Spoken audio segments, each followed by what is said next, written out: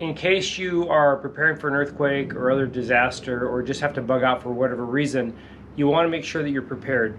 I have a rollout bag that I keep in the truck that should sustain me for at least 3 days minimum. And I take that whenever I go out.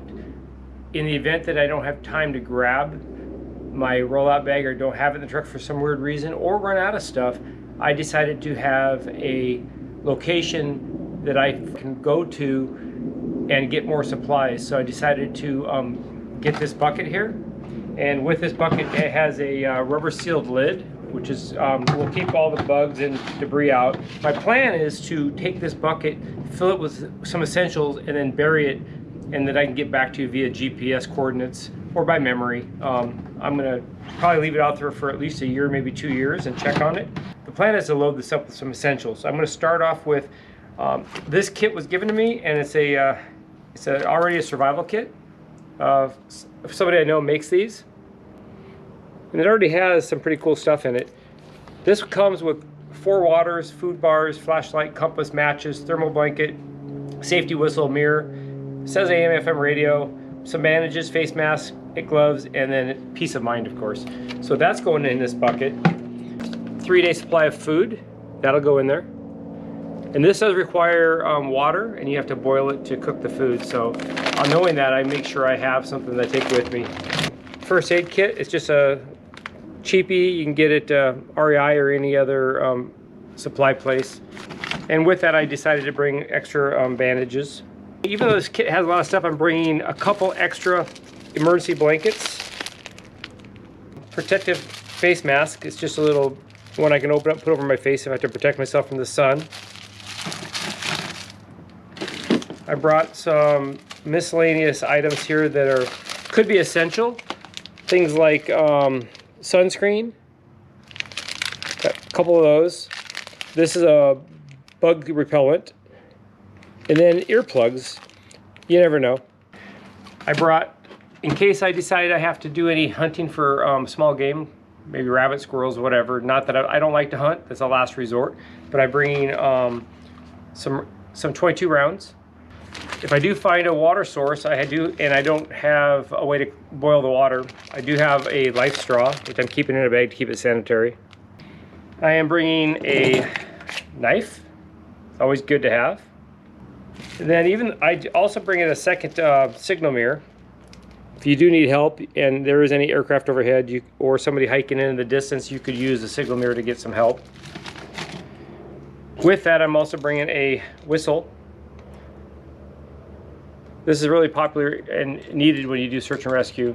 We tell people hiking to stay in place, and then they can blow a whistle every so often. It has a compass on top, but I wouldn't trust the compass on top. And then along with that, I also bought some more matches and a starter in here. You never know, you may need something a little more powerful. This is a nice entrenching tool, shovel. And the cool thing about this is it breaks apart. A nice tool there. Saw, blade, bottle or can opener if you really need it. And then on top, you have another compartment. And this one is actually a fire starter. So this will be in here. This will be real handy.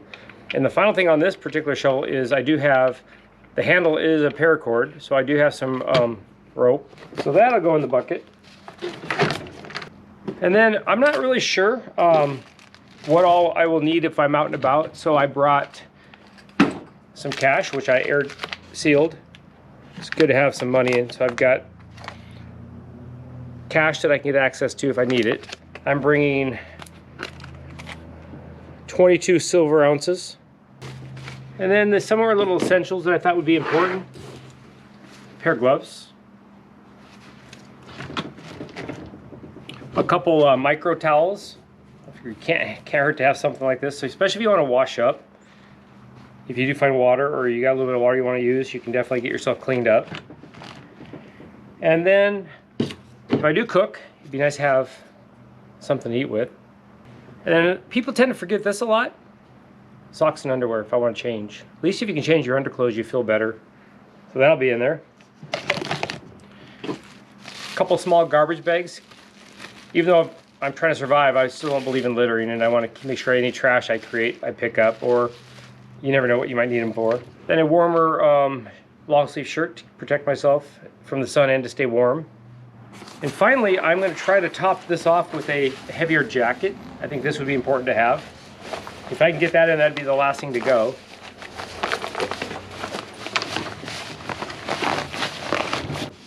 I gotta be able to squeeze this in here and get it sealed up. There we go. Nice and airtight. So this is my emergency supplies that I'll leave somewhere. And the cool thing about this is I can access this if I ever need to. So there you have it. This is a nice little container full of goodies that I can go out and hide somewhere.